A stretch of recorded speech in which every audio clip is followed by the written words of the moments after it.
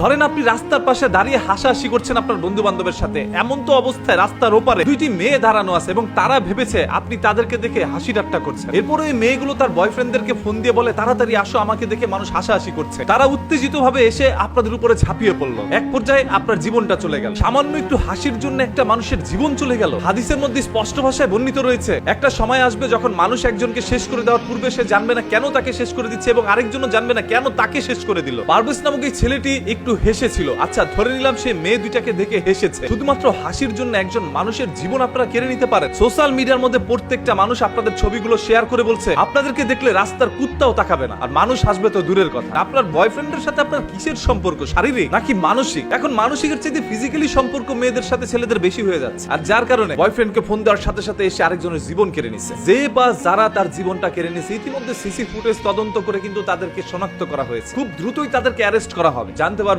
বাকি ঘটনাগুলো। এই সকল মেয়ে নামক ডাইনির দল কিন্তু আমাদের চারপাশে ঘুরে বেড়াচ্ছে। এরা ছেলেদেরকে ব্যবহার করছে বাজে কাজ করানোর জন্য। অনেস্টলি ভাই, কোনোদিন কোনো ছেলে এদের দিকে তাকানোর কথা না। এদের দিকে মানুষ কেন তাকাবে? আচ্ছা তাকাইছে, নাহলে ভুলবশত একটা ছেলে আপনাদেরকে দেখে একটু হাসি ঠাট্টা করছে, এটাতে এমন দোষের কি হয়েছে? আপনি যে গাড়ির পিছে বসে বয়ফ্রেন্ডের সাথে মনে করেন কাম সেরে দিয়েছেন, সিপাসাপিতে গিয়ে যৌবন জ্বালা মিটায় ফেলছেন। আচ্ছা, এই যে আপনাকে নিয়ে এই ধরনের কথাগুলো বলছি, আপনি হয়তো বা ভিডিওটা দেখবেন, আপনার কি লজ্জা লাগে নাই? এখন তো আবার আপনার বয়ফ্রেন্ডকে পাঠাবেন আমাকে দুনিয়া থেকে শেষ করে দেওয়ার জন্য। পারভেজ যদি হেসে জীবন দিতে পারে, আমরা সত্য প্রকাশ করে তারপর জীবন দিব। তবে মনে রাখবেন, এই পৃথিবীতে পারভেজ একা নয়, আমরা সবাই একত্রে রয়েছি। সোশ্যাল মিডিয়া এটা নিয়ে যেভাবে পোস্ট করে প্রতিবাদ করা হচ্ছে, সেইভাবে অফলাইনে এটা নিয়ে প্রতিবাদ করা হবে। সেই সকল মানুষ বেশি হাইনার দলগুলোকে আর রেহাই দেওয়া যাবে না। এরা মানুষ হইতে পারে না। বিশ্ববিদ্যালয়ের মধ্যে পড়াশোনা করে বয়ফ্রেন্ড জ্বালায় গেছে ভাই। এই যে এদেরকে যারা বিয়ে করতে চাচ্ছেন, জামাইর আর কোনো কাজ নাই, সব কাজ ওই বয়ফ্রেন্ড করে দিচ্ছে। বাংলা ভাষা বুঝতে পারছেন? বয়ফ্রেন্ডকে ধরে রিমান্ডে নেন, কতবার কোন জায়গায় কিভাবে করছে সবকিছু বেরিয়ে আসবে। যদি বয়ফ্রেন্ডের সাথে ওই সকল আদান প্রদান সম্পর্ক নাই থাকতো, শুধুমাত্র একজন বান্ধবীর জন্য এসে একটা ছেলের জীবন নিয়ে নিত না। জীবন নেওয়া কতটা সস্তা হয়ে গেছে তাদের কাছে। অপরাধী যেই হোক না কেন,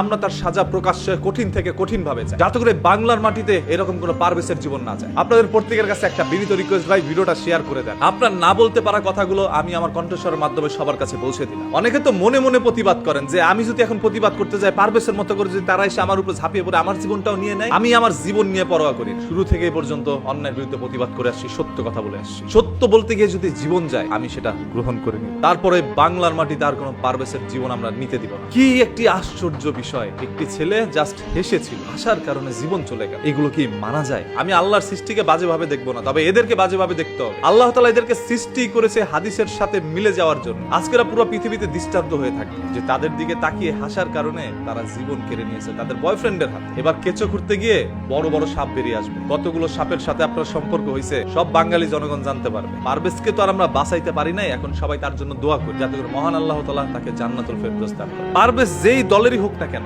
একজন মানুষের জীবন কেড়ে নেওয়া হয়েছে, এটাই হচ্ছে বড় কথা। যার উপরই অন্যায় করা হবে আমরা সেটা নিয়ে প্রতিবাদ করবো, কারণ আমরা কোনো দলের নই, আমরা সাধারণ জনগণ। এই দেশে জনগণের চাইতে শক্তি কোনো দলের হইতে পারে না।